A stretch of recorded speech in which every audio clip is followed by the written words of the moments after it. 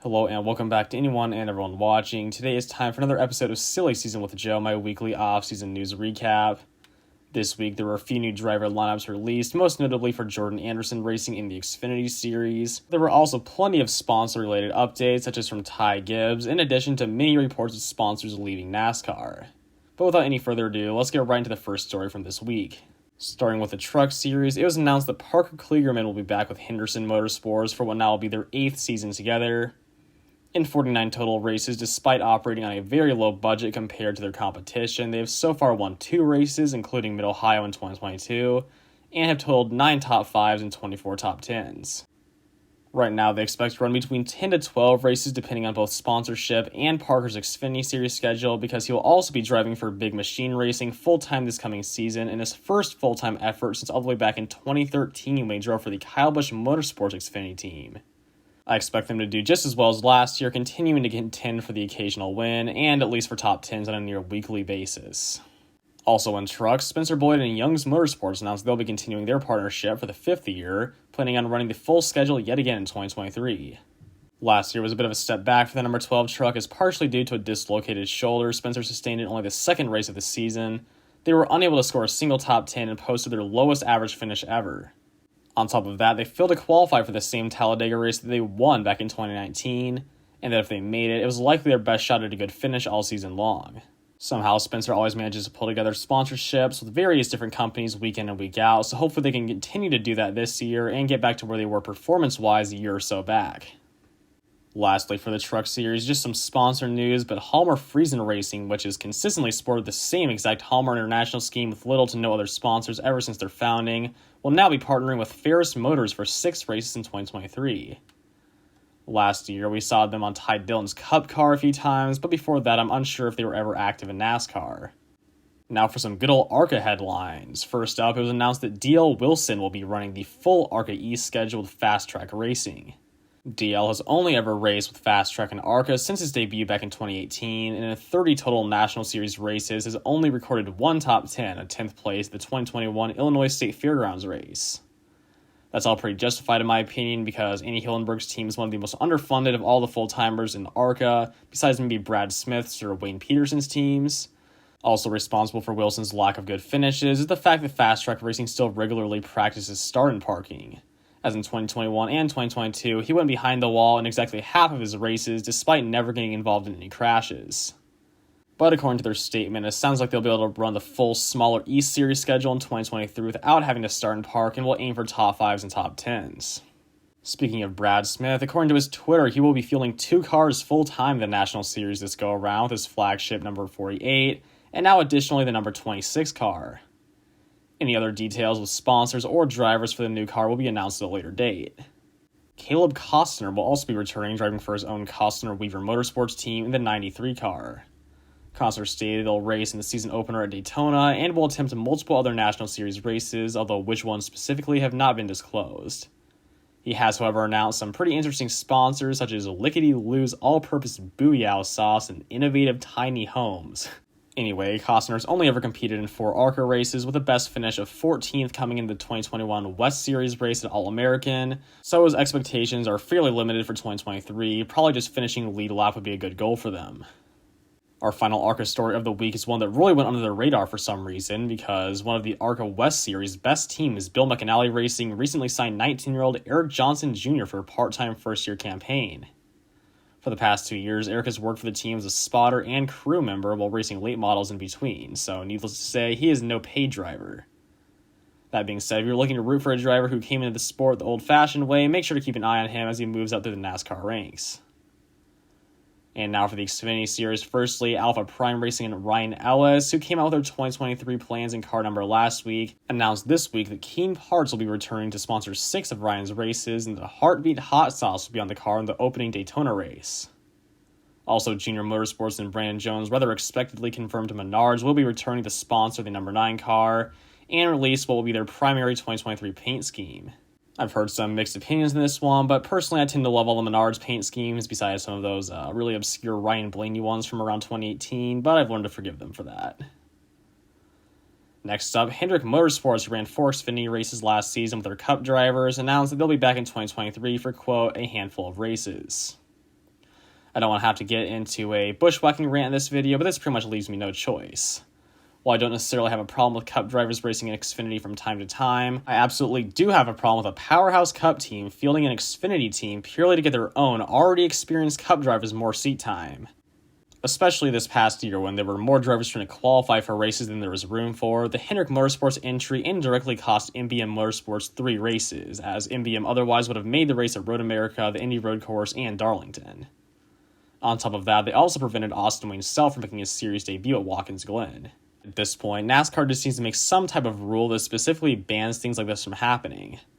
I think an immediate fix would be a ban on all full-time Cup teams entering their own Cup drivers into races for their lower series operations.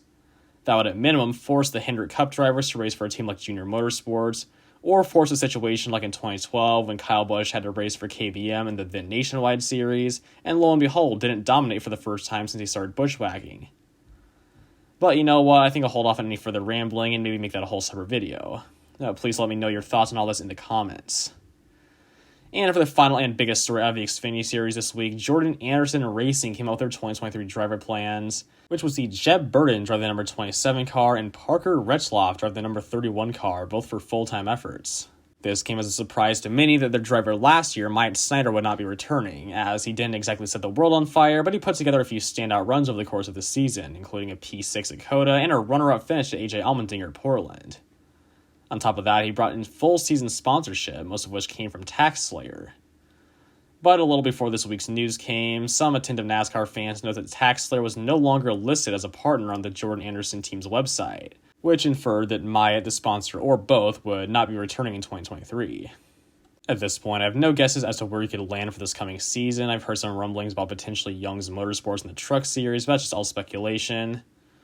But now to talk about this year's confirmed JR drivers, first with Jeb Burton. I can't say I expect him to do a whole lot better than last year with Our Motorsports in regard to his average running position, but I think if it's any bit of luck, he'll at least pick up a few top 10s and not get caught up in about every big crash unlike last year. By now, it's pretty safe to say that Jeb doesn't have a promising future in the Cup Series or even really in the Xfinity Series anymore. At best, he can hope to get another Super Speedway win, but other than that, I would say we'll see another repeat of 2022. Also, he needs to manage his frustrations better because even though he didn't get into any physical altercations last year, he got heated with multiple drivers such as Noah Gragson, Rajai Caruth, Myatt Snider, and even his own teammate then, Anthony Alfredo. That's going to be some type of record. But now for Parker Retzlaff, I can pretty much say the opposite. In 2022, he competed in the Xfinity Series for the first time, immediately turning heads with a P10 at Richmond, which he followed up with 2 12th place finishes later on. And those didn't come with some top caliber team, they came with the Ryan Sieg's team, RSS Racing. Towards the end of the year, he competed in 4 races with Our Motorsports, a total combined average finish of 18.4 with no DNFs due to crashes. And all of this came after he posted pretty mediocre Arca results over the past few years, so I'm pretty excited to see if Parker will continue to improve in 2023. And last but certainly not least is the Cup Series news. Just a heads up, there were no new announcements concerning the driver lineups, but there were quite a lot of new sponsor updates, or the lack thereof. As far as paint schemes, we got a couple new ones from Kyle Busch and Harrison Burton. For Kyle, we have his Lenovo and BetMGM schemes, while for Harrison, we get a slightly tweaked version of the classic Wood Brothers Motorcraft and Quick Lane scheme. Here's the 2022 version for comparison alongside it. But the only other positive sponsor update is that Monster Energy will continue on with their support of Ty Gibbs and, quote, a strong capacity for his rookie Cup year. A paint scheme, however, is yet to be revealed for their renumbered 54 car. If I had to take a really wild guess, though, I'm going to say his car will look exactly the same as his Xfinity car, and the exact same as every other Monster Energy car in NASCAR history. Then there's the bad news, and plenty of it. Following up on the bit where some fans noticed that TaxSlayer was absent from the sponsor list on Jordan Anderson Racing's website, further investigation led to the discovery that this was a common trend on a lot of teams' websites. First up, and the only of the following that have been formally announced, A-Shock Energy will not be renewing their sponsorship of Hendrick Motorsports for 2023. A-Shock had been with Hendrick since 2021, but only ever appeared as a primary sponsor on Chase Elliott's car, and only in a handful of races, so this is really just a big load of nothing. There will surely be a replacement soon, if not already, to ensure a full season of funding for the sport's most popular driver. From here on out, all the reports of sponsors leaving are only based on their absence from the 2022 team's website, so take these all with a grain of salt. These include Built Bar not returning to Spire Motorsports, Kohler not returning to RFK Racing, and arguably the most significant one, Focus Factor, the main sponsor of Eric Jones in 2022, not returning to Petty GMS. The Eric Jones one really hurts if it's true, because he redefined his career this past season, breaking a winless streak for Richard Petty's team that dated all the way back to Eric Almirola's Coke Zero 400 win in 2014, and his own 3-year winless streak. But I won't go on any further about any of those potential sponsor losses because they're all just speculative. So instead, it's time for my new segment to round out the video. I'll have to come with a name for it later, where basically I just go over all the fringe silly season conspiracy theories I see on Twitter and Reddit and give my thoughts on them. This week, I'll just be talking about this one Reddit post from user Crypto6G, and man, there's a lot to unpack here. If you look closely, it does say it was posted 1 day ago, but trust me, this is from way earlier in the week. I just screenshotted it 1 day from when it was posted. You can pause the video to read the whole post first if you wish, because I'm probably only going to have it on the screen for a few seconds. So yeah, the first theory was correct for the most part. They said Jeb Burton would be heading to Jordan Anderson Racing, which obviously has been confirmed now. They incorrectly guessed he'd be driving the number 32 car, though, likely because that was a secondary number the team used in 2022. Next, they're saying that Anthony Alfredo will drive for BJ McLeod Motorsports full-time this season.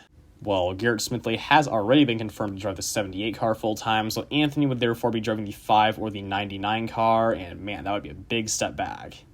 He already took a big step back by having to drive for Our Motorsports, and he performed just as well as Brett Moffitt in my opinion. That's not great by any means, but clearly he was not in winning equipment either, so I hope he doesn't get another demotion. And speaking of Our Motorsports, this user and many others on social media have been talking about how they might shut down altogether this offseason. Just think about it. Moffitt left a little over halfway through the year, Jeb Burton is now with Jordan Anderson Racing, and now Anthony Alfredo is rumored to be teaming up with BJ McLeod, so not looking good for Our Motorsports. I've also heard a lot of their employees have moved to other teams as well after the 2022 season, so we'll just have to wait and see on that one. And lastly, for this week's conspiracy theory session, it looks like the user is just guessing based on nothing that Joe Graf Jr. will land at Brandonville Motorsports. That's honestly a really good guess and makes sense to me, but personally, I've seen some posts on Twitter about Brandonville closing altogether, so like the Our Motorsports stuff, only time will tell. But yeah, that's all for this week's Silly Season News. I hope you liked the new conspiracy theory segment at the end. If you did, make sure to hit that like button and subscribe, and also let me know your thoughts on all these stories in the comments. That's all I have to say though, so until next time, peace out.